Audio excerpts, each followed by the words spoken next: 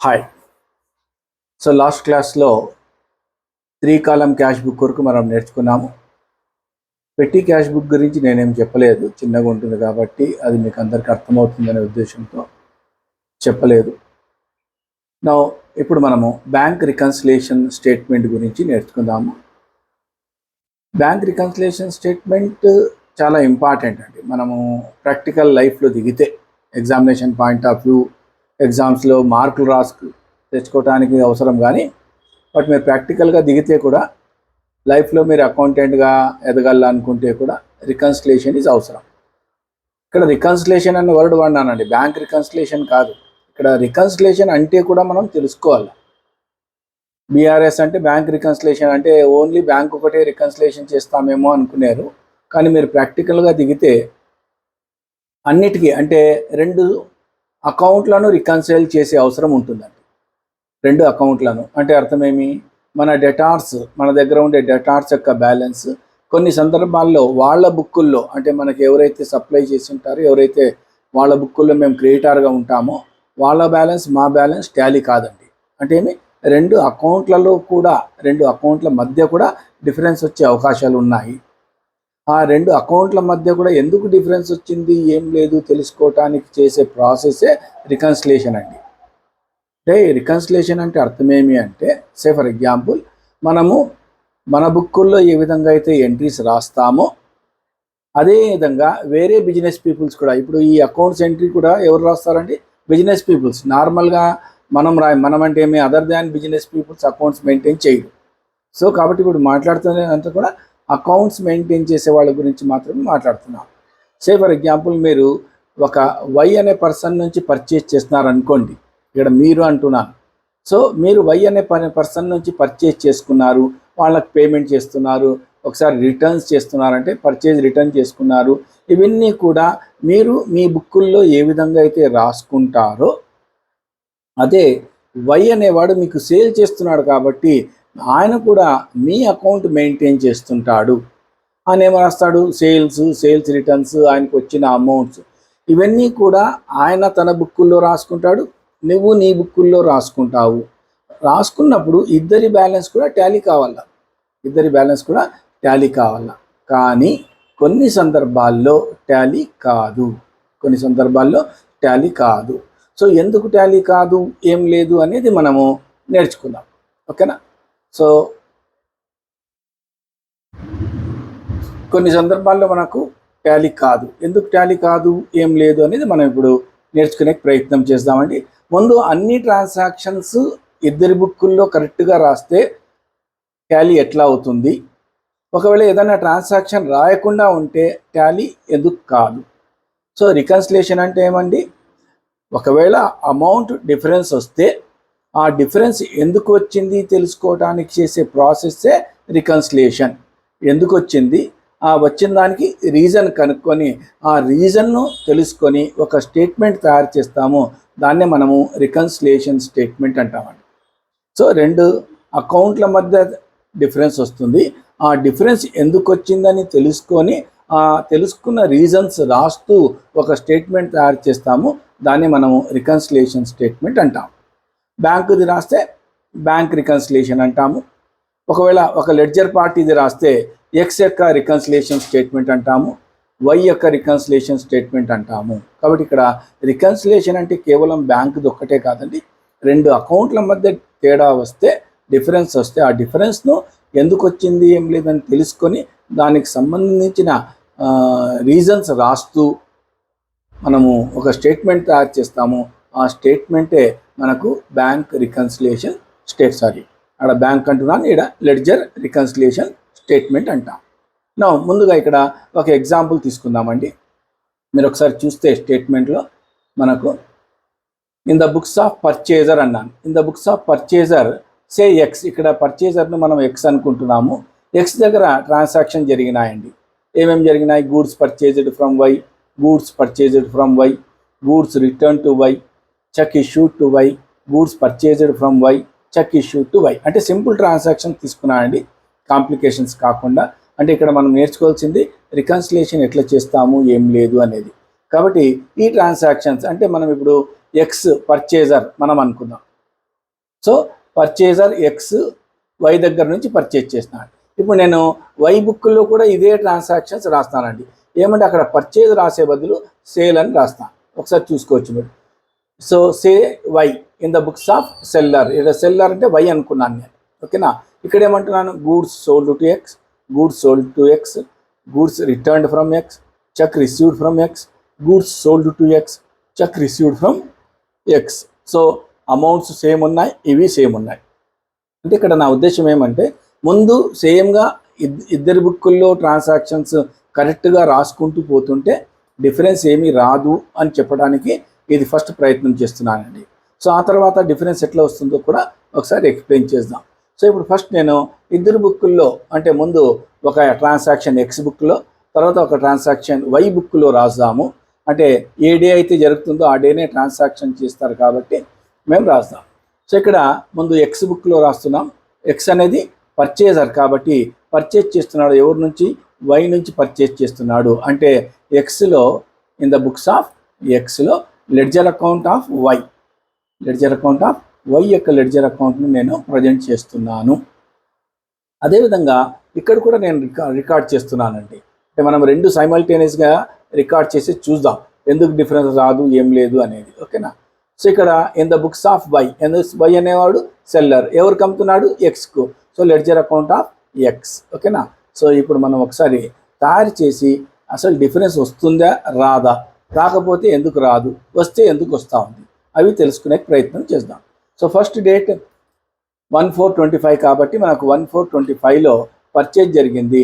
So entry ఏం రాస్తాం మనము, purchase account data to supplier. Supplier అంటే ఇక్కడ వై. సో వై అకౌంట్కు క్రెడిట్ చేస్తున్నాం కాబట్టి క్రెడిట్ సైడ్ బై డేట్ రాసేసి బై పర్చేజెస్ అమౌంట్ వేసుకున్నాం. చూడండి ఇక్కడ క్రెడిట్ సైడ్ పడతా ఉంది అమౌంట్ ఎంత, 1,20,000. ఇది క్రెడిట్ ఎట్లా వేసుకోవాలి సార్, గుర్తు పెట్టుకోవాలంటే మీకు జర్నల్ ఎంట్రీస్ వస్తాయి కదండి. జర్నల్ ఎంట్రీస్ ప్రకారం రాయండి. అంటే గూడ్స్ పర్చేజ్డ్ ఫ్రమ్ వై, క్రెడిట్లో పర్చేజ్ చేస్తున్నాం కాబట్టి పర్చేజ్కు డెబిట్ పడుతుంది, క్రెడిట్ ద గివర్ వై అకౌంట్కు క్రెడిట్ చేస్తాం. ఇప్పుడు నేను వై బుక్కుల్లో వస్తానండి. వై బుక్కుల్లో చూద్దాం, సైమల్టేనియస్గా నేర్చుకుంటున్నాం, కన్ఫ్యూజ్ కావద్దండి, నిదానంగా నేర్చుకోవచ్చు, ఏం ప్రాబ్లం లేదు. సో వై ఏం చేస్తున్నాడు, ఎక్స్కి అమ్ముతున్నాడు. So goods sold to X on credit. So credit మీద ఎక్స్కి అమ్ముతున్నాం కాబట్టి X is the receiver, X is the receiver కాబట్టి ఎక్స్ అకౌంట్కు డెబిట్ చేయాలా. సో డెబిట్ సైడ్ మనము ఎంట్రీ పాస్ చేద్దాము. ఏమని రాస్తాం మనము, X account data to sales అంటాము. సో సేల్స్ వేసుకొని మనం అమౌంట్ వేసేసుకున్నాం. సో మీరు గమనించండి ఇక్కడ ఒక్కటి ఇది కూడా గమనించాలండి, రికన్సిలేషన్లో మెయిన్ ఇంపార్టెంట్ ఏమంటే ఒక అకౌంట్ క్రెడిట్ బ్యాలెన్స్ చూపిస్తే ఇంకొక అకౌంట్ డెబిట్ బ్యాలెన్స్ చూపిస్తుంది. అది గుర్తుపెట్టుకోవాల్సిందే. రికన్సిలేషన్ టైంలో చాలా ఇంపార్టెంట్ అండి. ఒక అకౌంట్ క్రెడిట్ చూపిస్తే ఇంకొక అకౌంట్ డెబిట్ చూపిస్తుంది. ఓకేనా. సో ఆపోజిట్ డైరెక్షన్లో బట్ సేమ్ అమౌంట్ చూపించాల. సేమ్ అమౌంట్ చూపించకపోతే ఎందుకు చూపించలేదు అని తెలుసుకునేకి చేసే ప్రాసెసే reconciliation.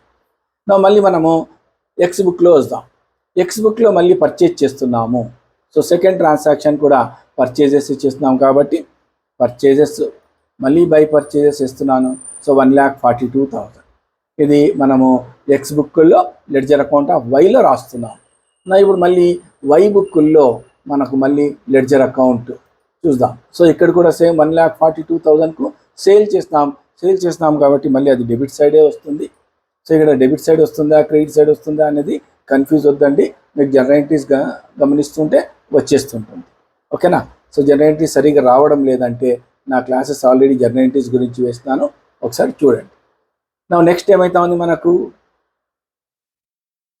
Goods return to Y. So వైకు మనం రిటర్న్ చేస్తున్నామండి. వైకు రిటర్న్ చేస్తున్నామంటే డెబిట్ ద రిసీవర్ కదా, ఆయనకు వాపస్ ఇస్తున్నాము. సో వాపస్ ఇస్తున్నాము కాబట్టి డెబిట్ సైడ్ రాసుకోవాలా, ఏ డేట్కి అయితే మనం వాపస్ ఇస్తున్నామో ఆ డేట్ వేసేసుకోండి. So this is a purchase return. So amount వేసుకోండి. సో 21,000 మీరు గమనిస్తూ ఉంటే ఇక్కడ 2 బ్యాలెన్స్లు వేస్తాం, ఇక్కడ 2 వేస్తాం. ఇప్పుడు ఇది ఒకటి వేసేస్తే ఇది కూడా టాలీ అవుతుంది, కాకపోతే రికన్సిలేషన్ చేయాలి. ఇక్కడ ఏమైతా ఉంది మనకు, ఎక్స్ అనేవాడు గూడ్స్ రిటర్న్ టు వై, వైకి వాపస్ పంపించినాడు. అంటే వైకి ఏమవుతుంది, అది వైకి గూడ్స్ సేల్స్ రిటర్న్ అవుతుంది. Goods returned from X, X నుంచి వాపస్ వచ్చింది. ఎక్స్ నుంచి ఎప్పుడు వాపస్ వస్తుందండి, మనము సేల్స్ రిటర్న్ అన్నప్పుడు వాపస్ వస్తుంది. కాబట్టి ఇది ఆపోజిట్ సైడ్ వేసుకోవడానికి ప్రయత్నం చేస్తాం. ఓకే, మరి ఎంట్రీ రాయాలంటే మనకేమొస్తుంది, గూడ్స్ వస్తూ ఉంది కాబట్టి సేల్స్ రిటర్న్కు డెబిట్ చేస్తాము, ఎక్స్ అకౌంట్కు క్రెడిట్ చేస్తాము కాబట్టి క్రెడిట్ సైడ్ రాస్తున్నాము. ఓకే, నా నెక్స్ట్ ట్రాన్సాక్షన్ మనకు మళ్ళీ ఎక్స్ బుక్లో వస్తాం. సో ఎక్స్ బుక్లో ఏముంది, చెక్ ఇష్యూ టు వై, వైకు చెక్ ఇచ్చినాం మనము. So again it is a payment చేస్తున్నాం కాబట్టి డెబిట్ ద రిసీవర్, అంటే వై అకౌంట్కు డెబిట్ చేయాలా, ఎక్స్ బుక్లో వై అకౌంట్కు డెబిట్ చేయాలా. చెక్ ఇస్తున్నాం కాబట్టి బ్యాంక్ ద్వారా పేమెంట్ పోతుంది, టు బ్యాంక్ అమౌంట్ 1,15,000 వేసుకున్నాం. సో మనం చెక్ ఇష్యూ చేస్తున్నాము అంటే మన వైకు చెక్ వస్తుందండి, చెక్ వైకు వస్తుంది. సో వైకు చెక్ వస్తుంది కాబట్టి మనం ఏం చేయాలా, రిసిట్ సైడ్ వేసుకోవాలా. అంటే రిసిట్ అంటే క్యాష్ బుక్లో అయితే రిసిట్, బట్ ఇక్కడ ఏమవుతుంది, మనకు వచ్చిన చెక్ను బ్యాంకులో వేస్తాం కాబట్టి బ్యాంకుకు డెబిట్ చేస్తాం. ఎవరు ఇచ్చినాడు చెక్, ఎక్స్ ఇచ్చినాడు కాబట్టి ఎక్స్ అకౌంట్లో క్రెడిట్ చేసుకుంటాం బై బ్యాంక్ అమౌంట్ 1,15,000. ఓకేనా. సో ఇది మనకు ఈ ట్రాన్సాక్షన్ సంబంధించింది. మళ్ళీ మనం ఇంకొక 2 ట్రాన్సాక్షన్లు కంప్లీట్ చేసుకుందాము. సో ఇక్కడ గూడ్స్ పర్చేజ్డ్ ఫ్రమ్ వై, మళ్ళీ మనం పర్చేజ్ చేస్తున్నాం. సో పర్చేజ్కి మళ్ళీ క్రెడిట్ సైడ్ వేసేసుకుందాం. సో ఇక్కడ గూడ్స్ ఆడ పర్చేజ్ చేస్తున్నామంటే ఎవరు అమ్మినారు, మనకు సేల్ చేసింది వై కాబట్టి వై సేల్ చేసిన దానికి ఎంట్రీ పాస్ చేసుకుందాం. సో మళ్ళీ ఇక్కడ మనకు సేల్స్ సంబంధించింది. సో 80,000. ఓకేనా. నా లాస్ట్ ట్రాన్సాక్షన్ మనకు కనిపించే దాంట్లో ఇప్పుడు చెక్ ఇష్యూ టు వై, మళ్ళీ మనం పేమెంట్ చేస్తున్నామండి. చెక్ ఇష్యూ చేస్తున్నాం కాబట్టి మళ్ళీ పేమెంట్ సైడ్ వేసేసుకుందాము. సో అమౌంట్ వేసేసుకున్నాం. మళ్ళీ ఇక్కడ మనకు రిసిట్ కింద వస్తుంది కాబట్టి ఇక్కడ రిసిట్ సైడ్ వేసేసుకుందాం మనము. సో రిసిట్ సైడ్ అంటే రిసిట్ అంటే క్యాష్ బుక్లో అయితే రిసిట్, ఇక్కడైతే మనకు క్రెడిట్ సైడ్ వచ్చేస్తుంది. సో ఇక్కడ 6 ట్రాన్సాక్షన్స్ వై బుక్లో అయిపోయింది అండ్ ఎక్స్ బుక్లో కూడా 6 ట్రాన్సాక్షన్స్ రికార్డ్ చేసేస్తాము కాబట్టి బ్యాలెన్స్ చేద్దాం. వేరే ట్రాన్సాక్షన్స్ ఏమీ లేవు అనుకొని బ్యాలెన్స్ చేద్దాం. బ్యాలెన్స్ చేసేటప్పుడు ఏం చెప్పినాం మనం, ఏ సైడ్ అయితే ఎక్కువ ఉంటుందో దాన్ని టోటల్ చేయండి అన్నాం. సో నార్మల్గా క్రెడిటార్స్ ఎప్పుడు క్రెడిట్ సైడ్ ఎక్కువ ఉంటుందండి. ఈ లాజిక్ మనకి ఎట్లా తెలుస్తుంది, మీకు నేను నేర్పిస్తాను, ఈజీగా అర్థం చేసుకోవచ్చు. సో క్రెడిట్ సైడ్ ఎక్కువ ఉంటుంది కాబట్టి క్రెడిట్ సైడ్ టోటల్ను మనం టోటల్ చేసి ఆపోజిట్ సైడ్ కూడా అదే వేసుకుందాం. సో దీన్ని బ్యాలెన్స్ చేద్దాం. Month end balance 3425 to balance C/D. So 1,60,000. Okay అండి. నెక్స్ట్ మనము ఇక్కడ కూడా బ్యాలెన్స్ చేద్దాం. ఇప్పుడు 2 బ్యాలెన్స్ చేసుకోవాల్సిందే కదా. సో 2 బ్యాలెన్స్లు చేసుకోవాలి కాబట్టి మనము బ్యాలెన్స్ చేద్దాము. సో క్రెడిటార్స్ ఎప్పుడైనా క్రెడిట్ బ్యాలెన్స్, డెటార్స్ ఎప్పుడైనా డెబిట్ బ్యాలెన్స్ అండి. ఇది కూడా గుర్తుపెట్టుకోవచ్చు మీరు. డెటార్స్ ఎప్పుడైనా డెబిట్ బ్యాలెన్స్. సో డెబిట్ ఎక్కువ సైడ్ ఉంటుంది, సేమ్ అమౌంట్ అక్కడ వేసేసుకోండి, బ్యాలెన్స్ చేసేసుకోండి. నౌ సో ఇక్కడ బ్యాలెన్స్ C/D 1,60,000 వచ్చింది. ఇక్కడ కూడా బ్యాలెన్స్ C/D మీకు 1,60,000 వచ్చింది. ఓకేనా. సో C/D ఇంపార్టెంట్ కాదు, మనకు ఏమన్నాను B/D ఇంపార్టెంట్ కాబట్టి B/D మనం చెక్ చేసేసుకుందాం 1,60,000. సో ఇక్కడ కూడా మనకేమైంది, C/D క్రెడిట్ సైడ్ వచ్చింది కాబట్టి ఇక్కడ డెబిట్ సైడ్ వస్తుంది. నా ఇప్పుడు మీరు కరెక్ట్గా గమనిస్తే ఏమవుతుందంటే, మీరు ఒకవేళ అన్ని ట్రాన్సాక్షన్స్ ఇద్దరి అకౌంట్లలో, అంటే ఇద్దరి అంటే ఏమి, పర్చేజ్ మనం ఎవరితో అయితే పర్చేజ్ చేస్తున్నామో వాళ్ళ అకౌంట్లో అన్ని ట్రాన్సాక్షన్స్ కరెక్ట్గా రాసి, అదే సెల్లర్ ఎవరికైతే సేల్ చేస్తానో వాడి అకౌంట్లో అన్నీ కరెక్ట్గా రాసుకుంటే బ్యాలెన్సెస్ టాలీ అయిపోతాయి అనేది ముందు అది అర్థం కావాలండి. చూడండి ఇక్కడ 1,60,000 మనకు పర్చేజర్ దాంట్లో క్రెడిట్ సైడ్ వచ్చింది 1/5/2025 బై బ్యాలెన్స్ 1,60,000 కనిపిస్తుందా. సో 1,60,000 మనకు క్రెడిట్ సైడ్ వచ్చింది. అదే ఇక్కడ వై బుక్కుల్లో ఎక్స్ అకౌంట్లో బ్యాలెన్స్ సేమ్ వచ్చింది 1,60,000, కానీ ఏ సైడ్ వచ్చింది, డెబిట్ సైడ్ వచ్చింది. సో సింపుల్గా మీకేం అర్థం కావాలా, ఒక లెడ్జర్ అకౌంట్స్ మనం ఇద్దరిది సపరేట్ లెడ్జర్ అకౌంట్స్ మనం చెక్ చేస్తున్నప్పుడు, అంటే నా బుక్లో వాళ్ళ లెడ్జర్ అకౌంట్, వాళ్ళ బుక్కుల్లో నా లెడ్జర్ అకౌంట్ కంపేర్ చేస్తే బ్యాలెన్సెస్ టాలీ కావాలా, కానీ ఆపోజిట్ సైడ్ వస్తాయి. సో ఇక్కడ ఎగ్జాంపుల్ ఉందండి, మీకు ప్రూవ్ చేస్తున్నాను నేను. సో 1,60,000 బ్యాలెన్స్ వచ్చింది, వీడు కూడా 1,60,000 వచ్చింది. సో కాబట్టి ఇద్దరు కరెక్ట్గా రికార్డ్ చేసుకున్నారు. సో ఇక్కడ బ్యాలెన్స్ సేమ్ వచ్చింది, కానీ ఎక్కడ వచ్చింది చూడండి, మన ఎక్స్ బుక్కుల్లో అంటే పర్చేజర్ బుక్కుల్లో క్రెడిటార్ యొక్క బ్యాలెన్స్ ఎక్కడ వచ్చింది, క్రెడిట్ సైడ్ వచ్చింది. వై బుక్కుల్లో డెటార్ యొక్క బ్యాలెన్స్ ఎక్కడ వచ్చింది, డెబిట్ సైడ్ వచ్చింది. కాబట్టి రికన్సిలేషన్ చేసేటప్పుడు ఇది కూడా ఇంపార్టెంట్ అండి. అంటే సేమ్ బ్యాలెన్స్ రావాలా, బట్ ఆపోజిట్ సైడ్ రావాలా. ఒకవేళ సేమ్ బ్యాలెన్స్ రాకపోతే అంటే డిఫరెన్స్ వచ్చింది అంటే అటువంటి సమయంలో రికన్సిలేషన్ చేయాల. సో ఈ సిచ్యువేషన్ ఇప్పటివరకు ఉండే ఇన్ఫర్మేషన్ ప్రకారం డిఫరెన్స్ ఏమీ లేదు. కాబట్టి నువ్వు వైకి ఫోన్ చేసి బాబు నేను నీకు ఇంకా 1,60,000 ఇవ్వాలా అని చెప్తే వాడు కూడా అన్ని రికార్డ్ చేసి చెక్ చేసి అవును కరెక్ట్ సరిపోయింది లేవా, నువ్వు 1,60,000 నువ్వు నాకు ఇవ్వాలా అంటాడు. కానీ ఒకవేళ ఇప్పుడు మీకు అర్థం కావడానికి ఒక ట్రాన్సాక్షన్ నేను వై బుక్కుల్లో మాత్రమే రాసి చూపిస్తానండి. వై బుక్కుల్లో రాస్తాం. వై బుక్కుల్లో ఏం రాస్తాం మనము ఒకసారి చూద్దాం. సో వై ఏం చేస్తున్నాడు, తనకు ఇంట్రెస్ట్ ఫర్ డిలేడ్ పేమెంట్ అని చార్జ్ చేస్తున్నాడండి 8,000 రూపీస్. 8,000 రూపీస్ నాకు వై నుంచి రావాలా. ఎందుకు వై నుంచి రావాలా, మనం ఒప్పందం ప్రకారము టైం లోపల పేమెంట్ చేయలేదు. ఎవరు చేయలేదు, ఎక్స్ అనేవాడు. కాబట్టి ఆయన 8,000 రూపీస్ రావాలా అన్నాడు.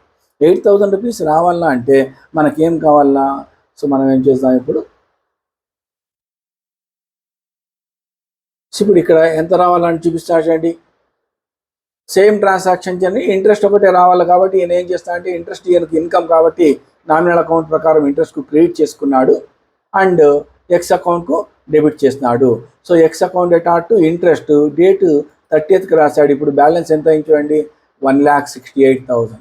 ఇక్కడ 1,68,000.